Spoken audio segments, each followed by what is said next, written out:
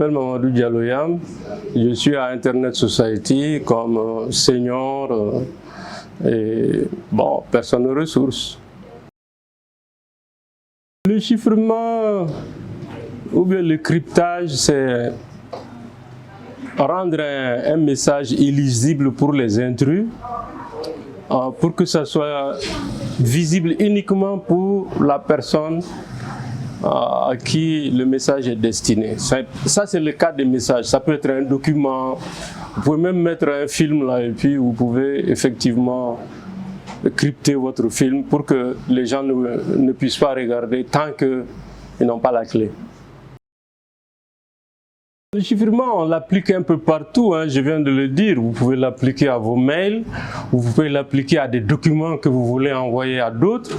Et pour garder la confidentialité de ces documents, vous cryptez votre message, comme on dit. Et vous pouvez le faire sur tout document que vous voulez effectivement garder confidentiel. Ça peut être des documents personnels, comme ça peut être des documents entre entreprises, entre gouvernements et puis ces différentes directions. Le cryptage là, et le chiffrement, on peut les appliquer un peu partout. Il faut comprendre que ça garantit la confidentialité et l'intégrité du document envoyé. C'est ça le cryptage.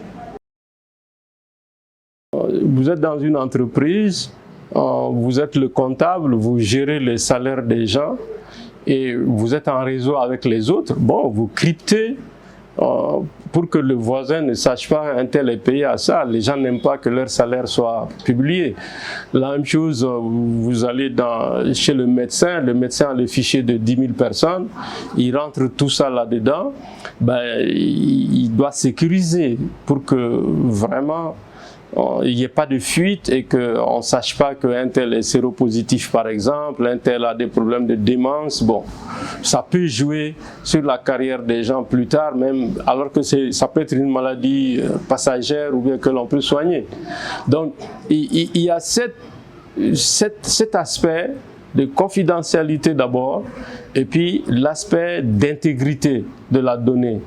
Et partout où j'ai besoin que mes informations soient confidentielles et restent entre moi et le destinataire, je peux mettre un cryptage là-dessus. Il y a des logiciels, le plus connu par exemple que l'on ne soupçonne même pas, c'est 7zip.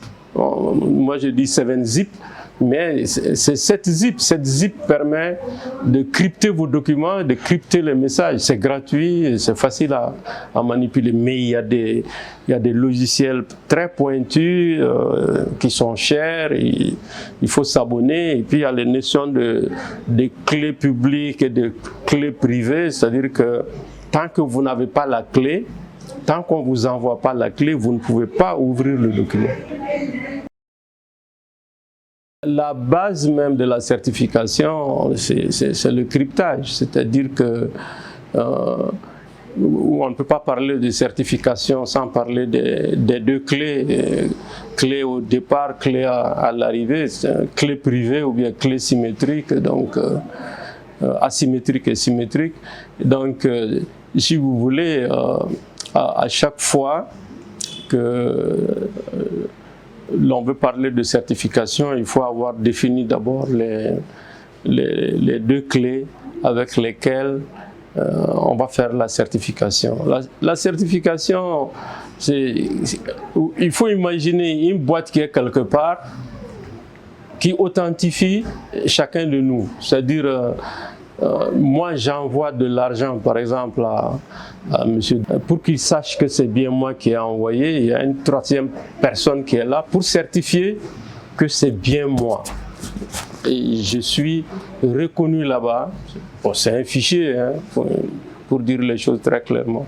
C'est un fichier qui permet la certification et ça fait des pages et des pages pour que quelqu'un n'ait pas la possibilité de rentrer dedans et de voir ce qu'on est en train d'y mettre. Au Mali, pour que les banques, les assureurs, enfin, prenons tous ceux qui manipulent de l'argent d'un côté et l'État qui manipule les fichiers des gens, le fichier électoral par exemple, dont on est en train de parler maintenant, tous ces documents qui sont sensibles, hein, on peut prendre, il y a 10 000 DNA là-dedans, on a besoin de crypter tout le document, de mettre une clé. Et il y a des personnes autorisées pour faire les changements, il y a des personnes autorisées pour avoir accès. On peut donner l'accès à tout le monde aussi, hein, mais on peut, les données confidentielles qui concernent monsieur qui est là-dessus, c'est lui seul qui peut avoir la clé, consulter les données qui l'intéressent et puis en ce moment, faire les mises à jour ou bien rectifier. Bref, ce que je veux dire, c'est que nous sommes obligés de mettre une unité de certification en place, c'est déjà fait, lui donner les moyens pour qu'il installe son système. Son système, c'est des machines et c'est des logiciels. Et c'est des logiciels professionnels. En ce moment, la confiance qu'il doit y avoir entre moi et ma banque peut passer par ces services de certification. Je suis quelque part dans la nature, j'ai besoin de 10 millions, je veux que ma banque m'envoie les 10 millions, mais n'importe qui peut imiter ma signature pour avoir accès. N'importe qui peut faire une usurpation de ma photo pour dire que c'est lui Mamadou Diallo et puis avoir accès. Maintenant, s'il y a une structure de certification, la banque va demander à la structure de certification, est-ce que ce monsieur-là qui m'a envoyé ce code-là, est-ce que c'est bien lui, la personne qui veut que je fasse cette transaction? Une fois que ça se fait, la confiance est établie par la certification. La banque et moi, nous pouvons interagir en toute confiance. La même chose pour les mairies. J'avais un ami, paix à son âme, Mat Sangaré, il est décédé. Il est né à Tombouctou. Il est né à Tombouctou. Quand on lui demandait le certificat de nationalité ici, ou bien n'importe quel papier, il était obligé de téléphoner à Tombouctou, de donner ses numéros, de tomber sur quelqu'un de disponible qui puisse regarder les registres et dire authentiquement c'est vraiment lui. Si on veut numériser ça, il faut bien que quelque part il y ait la vérification, qu'il y ait la confiance. La confiance est établie par la certification. La confiance est établie par les clés que l'on va partager. La clé publique et la clé privée. Ça me permet, moi, enfin, si Sangaré était vivant, de ne plus aller demander à des gens jusqu'à Tombouctou, d'interroger une base de données, de s'authentifier là-bas et en ce moment d'avoir accès à sa carte de nationalité ou à son certificat de résidence, je ne sais plus quel papier dont il va avoir besoin, sans avoir à se déplacer pour aller jusqu'à Tombouctou. Donc, si vous voulez, pour la digitalisation de l'état civil, de la liste électorale et pour la digitalisation des interactions entre nous et les banques, entre nous et les assureurs, entre nous et la police, entre nous et puis le service qui délivre les passeports, il faut un service de certification pour l'authentification, pour installer la confiance. Et en ce moment, nous pourrons digitaliser tous les services, y compris les services publics et les services privés. C'est-à-dire que le privé aussi a besoin, il ne faut pas croire que c'est seulement les cartes d'identité et compagnie. Non, non, non. Le privé aussi, pour ses services, ses paiements, ses transactions, a besoin de la confiance électronique là. Et la confiance électronique passe par la sécurité donnée par la certification et par le chiffrement.